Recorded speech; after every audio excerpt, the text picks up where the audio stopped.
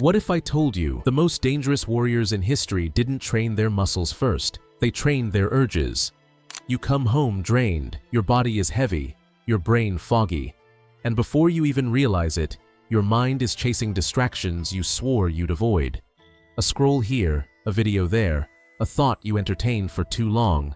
Lust doesn't need permission, it needs weakness, and it always shows up when your defenses are low.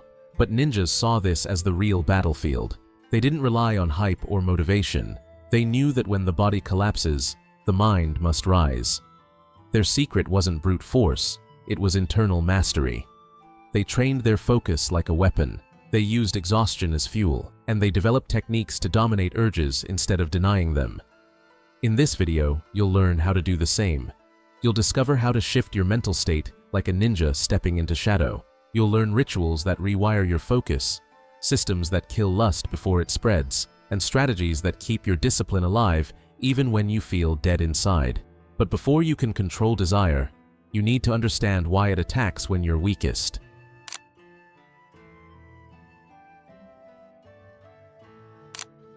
Lust doesn't need energy. It feeds on the absence of it. That's what makes it so dangerous. You think you're safe because you're too tired to act, but that's when you're most vulnerable. Not because you're weak, but because you're empty. And the mind hates emptiness. It craves stimulation, any stimulation, even if it leads you somewhere dark and destructive. You come home after a long day.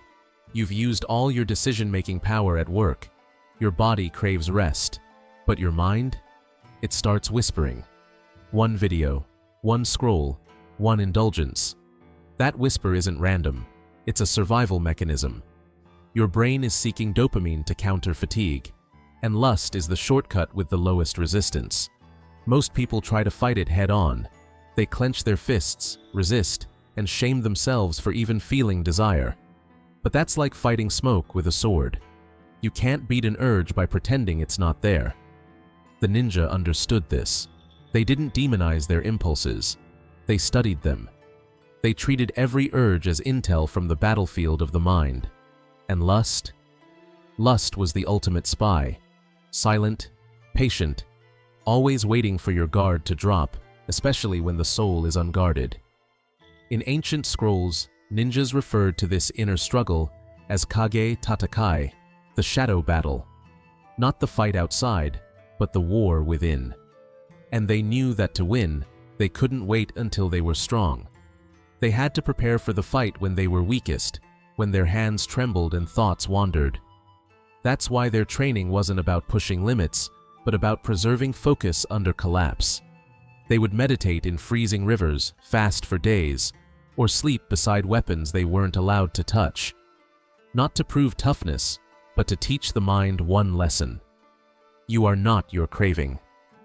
They believed that the body could scream, the mind could panic, but the will must stay silent, steady, and invisible, like a shadow moving through fire without burning. This is the first shift you must make.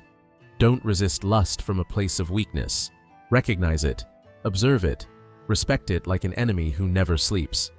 Because once you see it clearly, you can redirect it. And that's exactly what the next section will teach you.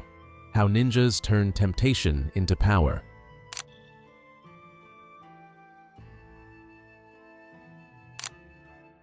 Ninjas didn't believe in killing the desire.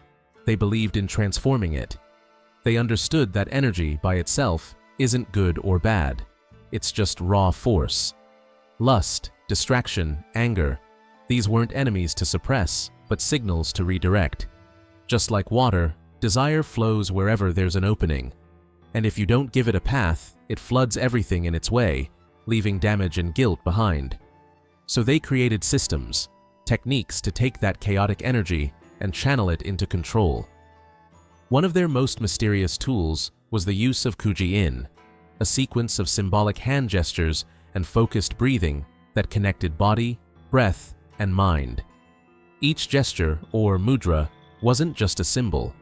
It was a command to the subconscious, a reminder, I am not ruled by desire. I direct it with clarity and will. When the urge hit, they didn't react. They breathed, slowly, deeply. a technique known as ibuki breathing. Sharp inhale through the nose, controlled exhale through the mouth, spine straight, muscles still. With each breath, they visualize the desire as smoke, rising and vanishing into nothing. The point wasn't to make the feeling disappear instantly. It was to reclaim ownership over their mental space and return to presence. This is something modern minds have forgotten. We react instantly. We grab our phones. We distract ourselves. Ninjas did the opposite. They slowed time down. That pause, that second of stillness, was their battlefield. They knew the first reaction is never the right one. Another technique they used was visual transmutation. When a distracting image or thought appeared, they didn't repress it, they transformed it. A lustful image became a flame. That flame became power. That power was stored, not wasted. They mentally moved the energy upward, from lower instincts to higher goals. This wasn't fantasy, it was neurological training.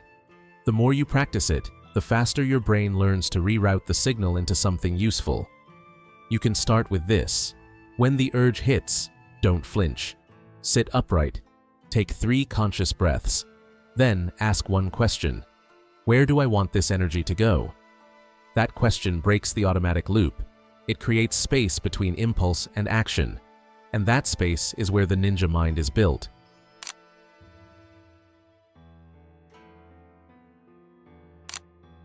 Modern people finish their day by collapsing into the couch.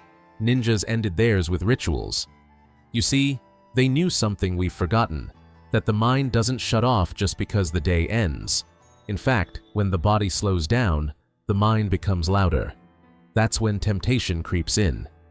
So instead of letting their thoughts wander, they gave their brain a path to follow, a ritual, a routine, a quiet battle plan that would guide their focus back into stillness. Every evening, ninjas practiced mental sealing. This wasn't spiritual fluff, it was psychological warfare. They would clean their tools, not because they were dirty, but because it symbolized closing the day. They would write in small personal scrolls, often single words, marking what they felt, thought, or feared. This wasn't journaling for productivity, it was self-awareness under silence, a moment of truth. Then, they'd engage in stillness. Sometimes it was calligraphy, other times staring at a single candle for minutes. Their goal wasn't to distract, it was to clear the fog. They treated stillness not as rest, but as preparation. You don't fight chaos with more movement. You fight it with presence and clarity. The key element? These rituals were deliberate transitions. They separated the outer world from the inner. The ninja returning home was not the same man who trained in the forest. He switched identities, from weapon to human, from executor to observer. That mental switch was sacred and untouchable. You can recreate this with your own version. Choose one small action that tells your brain, the day is done. I'm not reacting anymore. I'm reflecting. This could be writing down a single sentence, sitting in silence for 5 minutes, or simply organizing your desk. The size of the ritual doesn't matter. The intention does. The point is to close the loop. When you carry the chaos of the day into the night, your mind has no boundaries. That's when it slips, reaches for pleasure, and loses direction. But when you signal closure, even with something as small as lighting a candle, you give your brain a wall, a line it cannot cross. The ninja didn't rely on motivation. They relied on rhythm. And rhythm begins with ritual. In the next section, we'll explore how they stayed disciplined even when life fell apart, and how you can do the same in just 1 minute per night.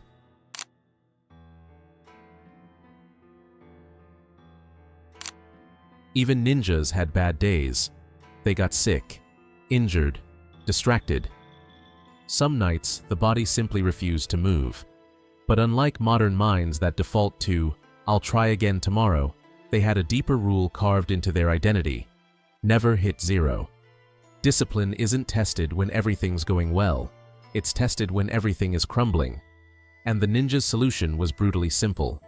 When you can't do much, you do the minimum effective dose. Not to make progress, but to survive, to maintain rhythm, to remind yourself, this still matters. I haven't quit for them. It could be one breath, one silent bow, one glance at the scroll where their goals were written, one flicker of a candle still burning. That tiny act wasn't symbolic, it was essential. Because once you hit zero, the comeback feels 10 times heavier.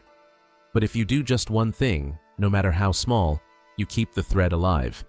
You tell your brain, we're still in this. You can do the same. If you normally train for 30 minutes, do 30 seconds. If you usually meditate for 10 minutes, do 1. If your mind is flooded with lust, pause and take one deep breath. Intentionally. Don't let it pass unconsciously. That breath is your lifeline. The rule is simple. No matter how bad the day is, don't break the chain. Don't let your identity collapse because of exhaustion. Discipline is a muscle, and it remembers effort, not perfection.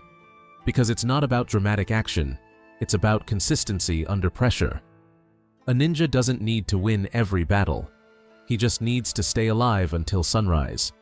He needs to prove, to himself, that his mind is still in control, even when his body is begging to surrender. And when you learn to maintain that flame, even on your worst days, you become truly untouchable. Next, we reveal the final weapon, the invisible power hidden in silence.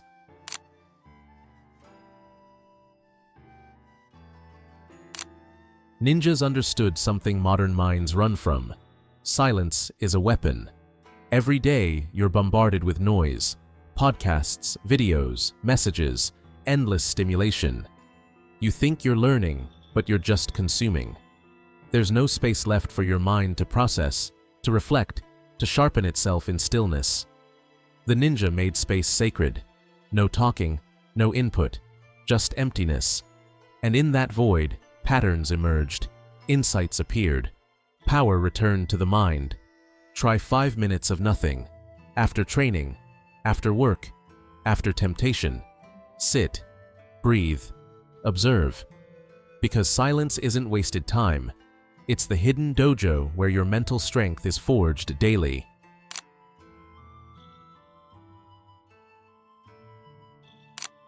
You've now seen the full system. The ninja didn't wait for motivation. They switched mental modes with intention, redirected temptation into strength, used nightly rituals to anchor identity, maintained the flame even when broken, and built power in silence. You don't need more willpower. You need rhythm, discipline, space.